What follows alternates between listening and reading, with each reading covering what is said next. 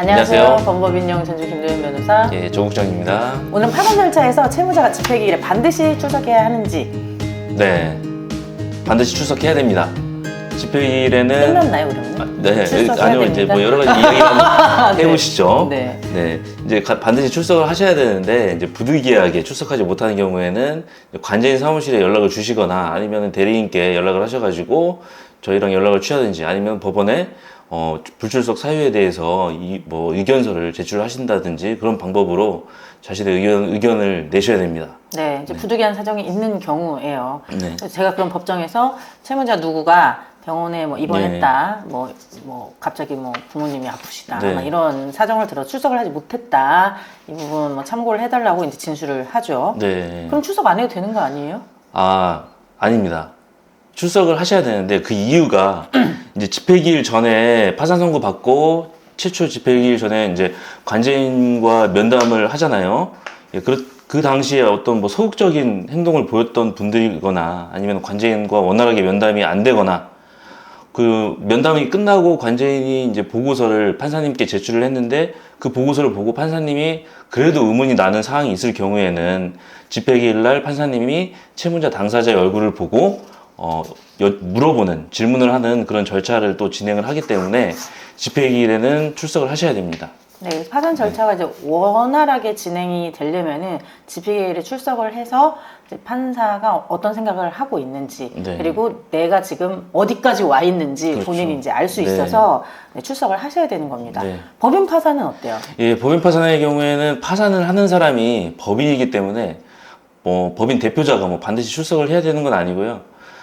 그렇지만 이제 법인 파산 절차가 어떻게 진행되는지 대표이사로서는 궁금할 수밖에 없잖아요. 그렇기 때문에 그런 상황이 어떻게 돌아가는지 확인하려면은 출석을 하는 게 좋겠죠. 네, 법인 파산은 개인 파산이랑 좀 다르게 저희가 그 직접 그 기일에 재판부에 보고를 다 합니다. 네. 이제 진술을 하는 시간이 굉장히 오래 걸리고 파산관제인이 지금 여기 이렇게 해서 조사를 했고 이렇게 할 예정이다 라는 거를 구두로 다 진술을 하니까 법인 대표자가 출석을 하면 네. 진짜 내 이렇게 돌아가고 있구나, 네. 파산이 이렇게 돌아가고 있고 내가 어떻게 되겠구나, 우리 회사가 어떻게 되겠구나 이런 거를 바로 알 수가 있어요. 네. 그래서 맞습니다. 좀 출석을 하셔가지고 상황이 어떻게 되고 있는지를 아셔야 될 필요가 있습니다.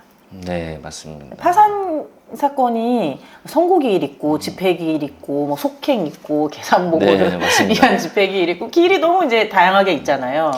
대부분 이제 파산 신청을 처음 하시는 분들이 많으시고 그리고 뭐 2번, 3번 했다 하더라도 이거에 대해서 알 수 있는 분들이 많지가 않죠. 다 기억 못하지. 네.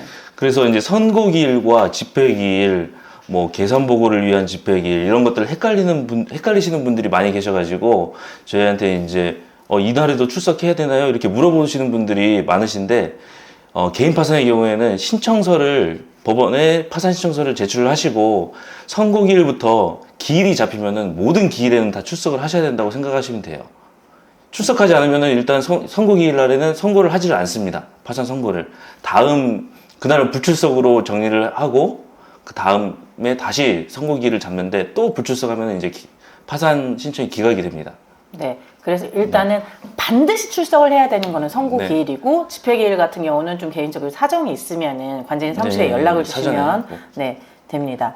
지금 법인 파산한 경우에는 코로나 전에는 따로 이제 법정에 모여가지고 선고를 했었는데 코로나 있고 나서는 좀 모이면 안 되니까 선고를 유선으로 했었어요. 근데 지금도 유선으로 네. 하고는 있고 앞으로는 이제 상황이 어떻게 될지 몰라서 다 법정에서 만나서 또 선고를 하는 날이 오게 되겠죠. 근데 선고하는 날 결국에 관제인 사무실에 대표이사랑 나와가지고 또 면담을 하기 때문에 네. 어쨌든 그날 네. 법정으로 법원 앞으로 오시긴 해야 되는 맞습니다. 거죠. 네. 네. 뭐 개인 파산이나 법인 파산 모두 이제 집회기일에 채권자가 이제 출석을 해야 되냐? 다 출석 가능합니다. 판사님께서 물어보세요. 물어보죠. 예, 항상. 처음 채권자. 길 시작할 때 혹시 채권자로서 돈을 받아야 되는 입장에서 나오신 분이 계시냐 이렇게 물어보십니다. 이렇게 이제 채권자분이 출석을 하지 않으시지만 뭐 이제 이의를 사전에 이의 신청을 하시는 분들도 계세요. 채무자의 파산 뭐 선고나 이 사람은 뭐 면책을 해주면 안 된다. 이렇게 이의 신청을 하시는 분들도 계시고 출석하셔서 이의 제기를 하시는 분들도 계십니다. 네. 그리고 채권자들도 좀 출석을 해서 이분도 이제 파산 네. 못하게 하려고 하는 분들이잖아요. 그렇죠. 예. 그래서 자기 의견을 좀 적극적으로 진술을 하는 것도 필요하죠. 네, 맞습니다. 그래서 개인 파산이나 법인 파산은 선고기일에는 이제 무조건 출석을 하셔야 되는 거, 그리고 선고 이후 집행기일 계속 이제 진행되는 기일, 속행기일, 어쨌든 모든 기일에는 누구나 사정이 있기 때문에 있으시면 미리 관제인 사무실에 연락만 주시면 됩니다. 네. 법인 파산, 개인 파산에 대해서 이제 궁금하신 사항은 저희가 상담은 해드립니다. 하지만 이제 저희는 파산 관제인, 파산을 신청하시는 분들을 조사하는 그런 기관이기 때문에 신청 대리 업무는 하지 못하지만 언제든지 상담 가능하니까 연락 주시면 충분히 상담해 드리겠습니다. 네, 지금까지 법무법인영 전주 김도현 변호사. 예, 정욱장입니다. 지금 숨을 못 쉬겠어요, 제가. 네. 일단 옷을 좀 네. 넉넉하게